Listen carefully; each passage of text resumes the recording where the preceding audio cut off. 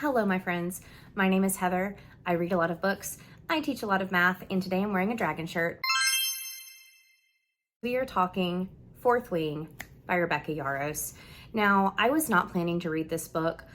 I don't know why, for whatever reason, the hype did not latch on to me. However, my coworker started reading it, and when she recommends me a book, I'm 9 times out of 10 gonna like it. This is how I first read the ACOTAR series. So if she got me hooked on ACOTAR, she can get me hooked on some dragons. Let's first talk the synopsis of this book.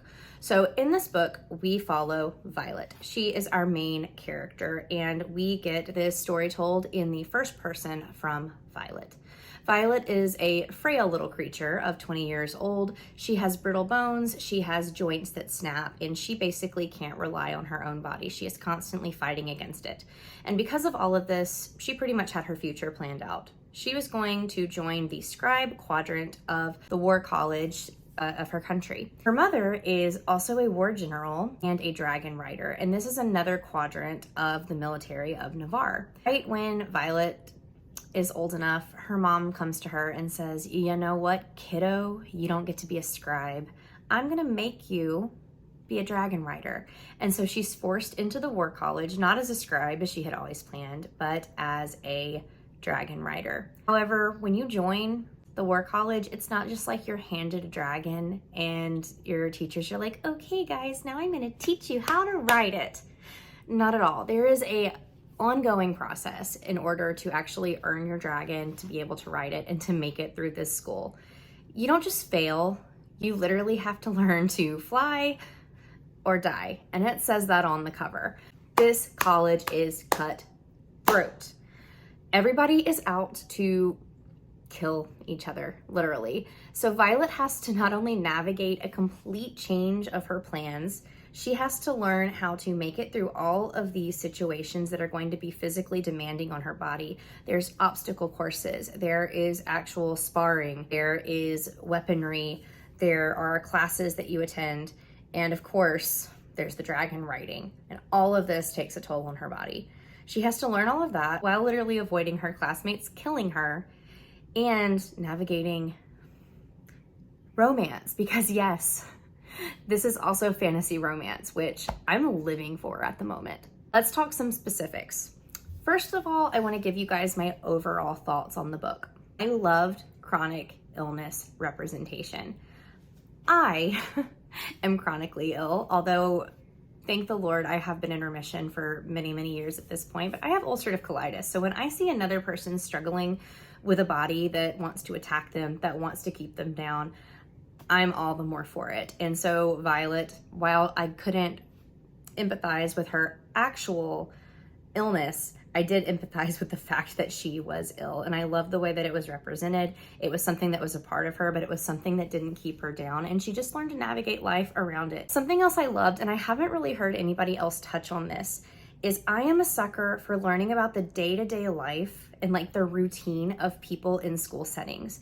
This is what made me love Harry Potter so much, because yes, I loved the overall plot and characters in Harry Potter, but what I loved even more than that was that it had all of these moments of just the day-to-day life of people thriving in the school.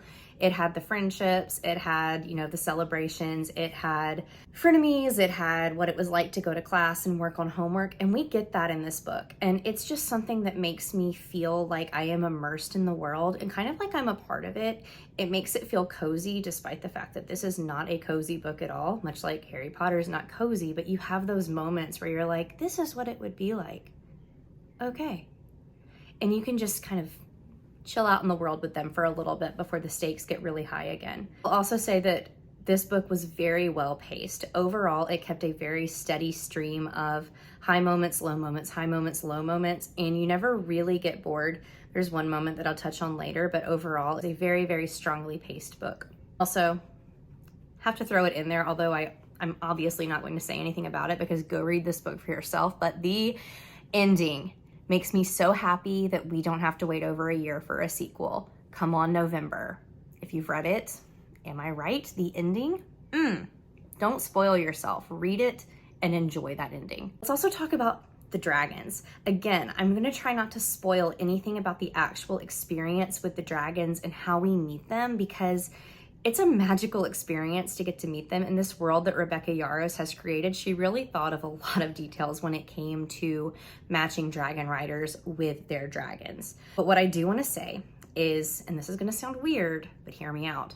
I grew up as a horse girl.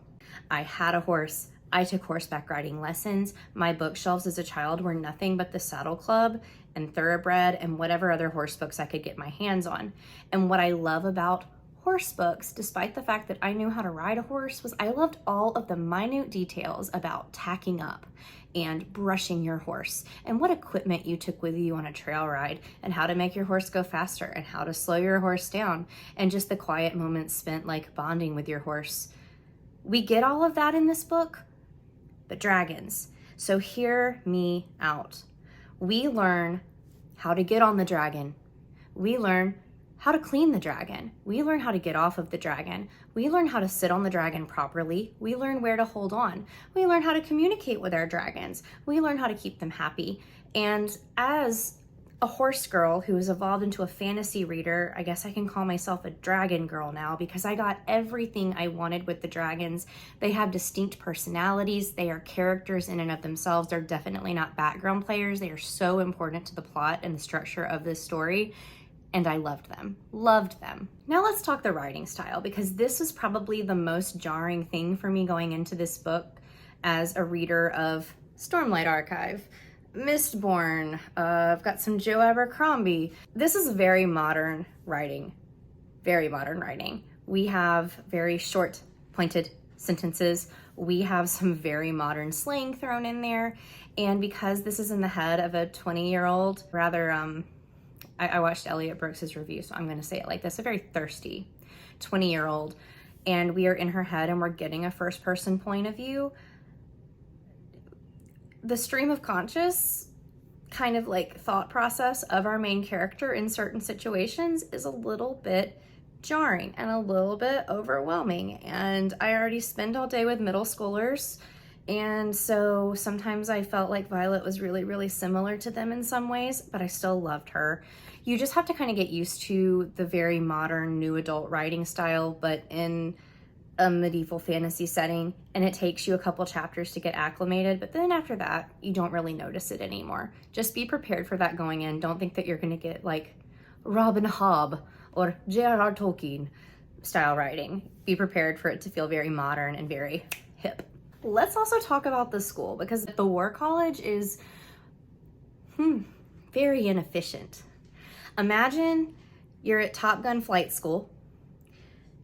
You're just learning how to fly dragons instead of planes and be like militarily trained to fly them, to ride them. But also your classmates are treating the school experience as if it's the Hunger Games, and it's supposed to be that way. You don't get in trouble when people kill you. And so not only are you trying to survive the school, because you don't just get to flunk out. Like if you can't ride a dragon, you die, and then everybody else moves on and you're dead.